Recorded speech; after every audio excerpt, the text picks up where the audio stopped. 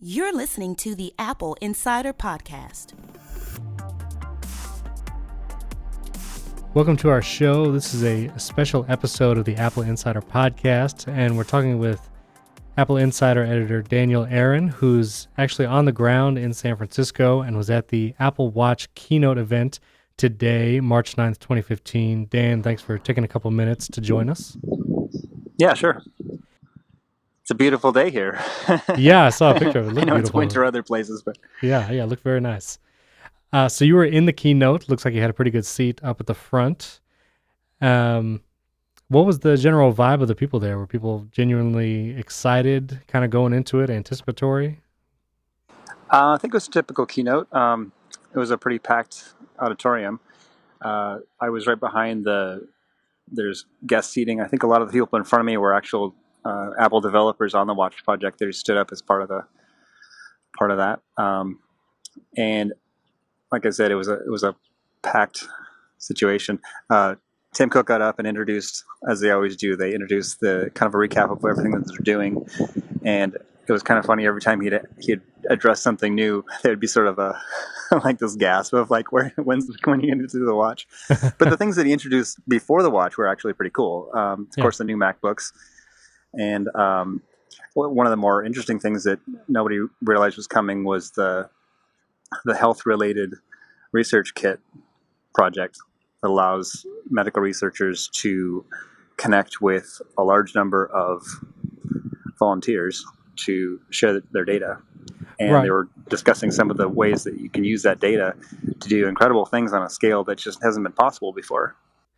Right. And when Tim Cook started talking about it, it seemed not to say boring, but it didn't, like, research kit doesn't sound very exciting. But once they actually started describing the kind of diseases that they'll be able to track and what they'll be able to do with the iPhone, I thought it was pretty astounding. Did people seem pretty excited about that? Yeah, I mean, there was a lot of applause for that afterward. I've worked in research a little bit, not as a researcher, but supporting people who do research, and so I have a little bit of, I kind of saw what's involved in setting up research. I've also participated in research groups where you're taking an experimental drug or something like that, and it's a lot of work. And researchers have to go through a lot of paperwork. There's a lot of security involved because you don't want to be sharing people's information in ways that they don't expect. And typically that's involved a lot of paperwork and a lot of phone calling and dealing with. So it's just it's difficult to scale to an extent where you're working with a lot of different kinds of people. And so what they're doing with the phone is not only getting more people involved, potentially, but also being able to collect more valuable data, more accurate data, and more representative. Instead of asking somebody on a scale to 1 to 10, how much does it hurt when you do this, you're able to set up all kinds of sophisticated tests using all the sensors on the phone to have everybody kind of do similar things and collect on a stronger baseline of what their responses actually mean, and then be able to use data across thousands of people to come up with find a lot of insights that you wouldn't normally be able to do. Yeah, I thought it was pretty amazing. And obviously it's good for Apple because it will sell iPhones, but the research itself and Research Kit, I mean, not a huge profit maker right off the bat. So I thought that was pretty admirable to put that much work and effort into something that's really just seems to help people really more than anything. Well, I think it was an offshoot of work with the Health app, which part of Health was creating a system so that doctors could have their patients put in certain kinds of data and collect information on themselves. And they started realizing that there's a lot of research groups that have needs for working with lots of people together. And so, yeah, it's not going to sell a lot of phones, but it's going to do a lot of things that are even more important than that. And one of the things that I was impressed by was, well, two things. One is one of the doctors in the video was in China, and he's talking about how many people have smartphones in China. And having just been there, I mean, the scale of population is incredible. So to have all those people, I mean, have just a huge population of people contributing data could solve a lot of problems or develop more effective ways of dealing with some of the diseases that affect everybody on the planet. And kind of in connection with that, they also mentioned that it's going to be an open source product. So Right. it will be something that doesn't just sell iPhones, but it actually is something that researchers could develop apps that work on other platforms even. Right. So I want to talk about the MacBook real quick. Again, brand newly designed, a 12-inch MacBook, Retina screen. This was something a lot of people were hoping for. We weren't sure it was going to come out, but they announced it. It looks like an amazing device, and you got some hands-on time with it. What were your initial impressions? Super thin, super light. It's somebody was saying it's the same weight as two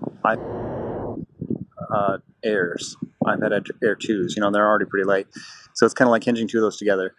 It has a thinner keyboard, so the keys don't depress as much, but the keycaps are bigger, and they have a nicer feel to them. You found it pretty easy to type on? Yeah, I was typing a little bit on it. There's also has the Force Touch keyboard that allows you to basically touch anything. Force Touch trackpad. Yeah. Trackpad, right. So, when you, instead of selecting with the tap, you push touch, and it essentially basically does the default thing you'd do if you were doing a contextual menu. So in the Finder, if you force touch an icon, you get a preview of it, whether it's a video or a document or whatever. It opens up in Quick Look. And in a variety of apps,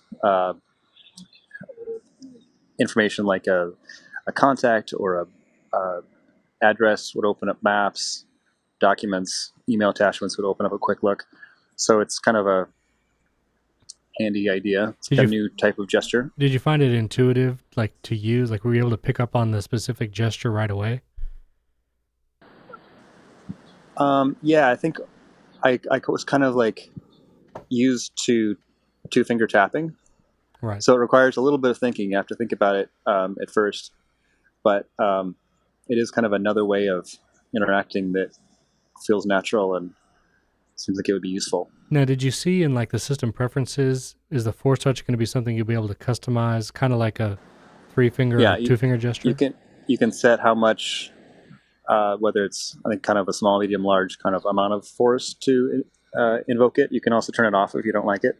Mm-hmm. And again, that's on the new MacBook, the 12-inch Retina display, and also the 13-inch MacBook Pro. Right. The other models haven't incorporated it yet.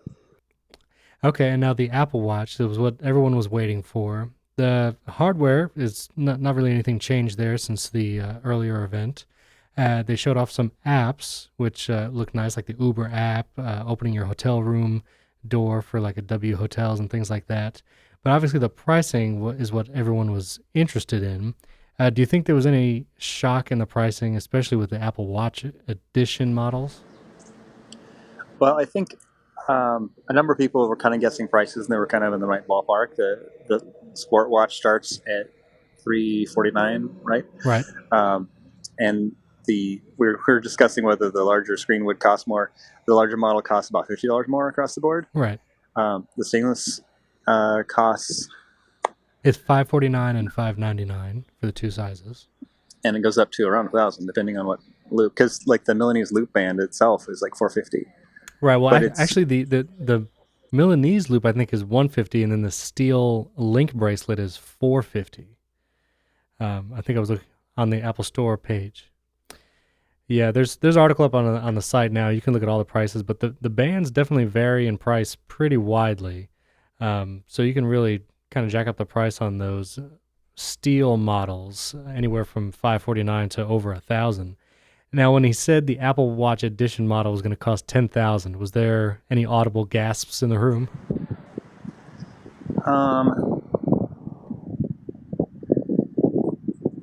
I don't know how many people were shocked by that. There were some people that didn't think it was going to be that much, I think, yeah. But there's such a range in the middle that clearly the gold is kind of a tip-off, that because gold itself costs quite a lot of money. Right. And it's very much a status thing. I mean, it's what you wear when you want to be fancy. And actually, for the rest of us, $10,000 is a lot of money for a watch, but there's a lot of people that buy very expensive watches to where $10,000 is not.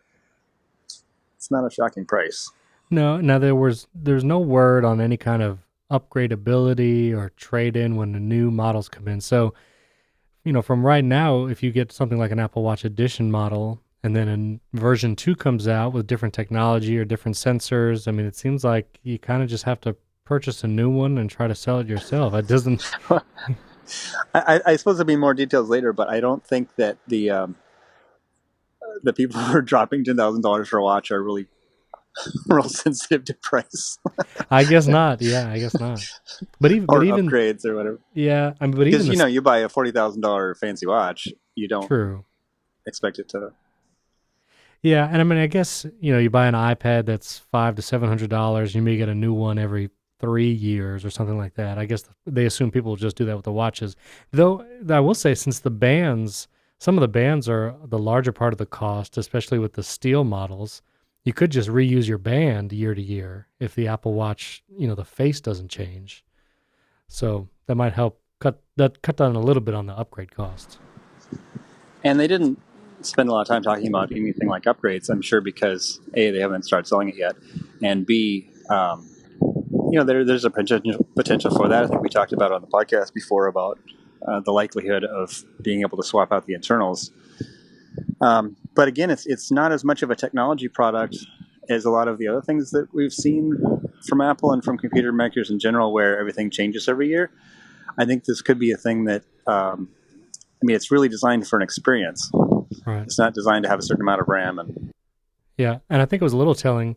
They didn't bring any third-party app developers on stage to actually show off their apps, but the one person they did bring on in the watch segment, aside from Kevin Lynch, who worked for Apple, obviously, was the model, the Christy Bush, who she was showing off that she ran a half marathon in Africa with the Apple Watch Sport, and that she's very excited about it. It's going to be a big part of her life. So of all the people they could choose outside of the Apple employee family, it was a model. So that might be kind of telling. Yeah, kind of a fashion angle. She's not just a model; she's also, an accomplished.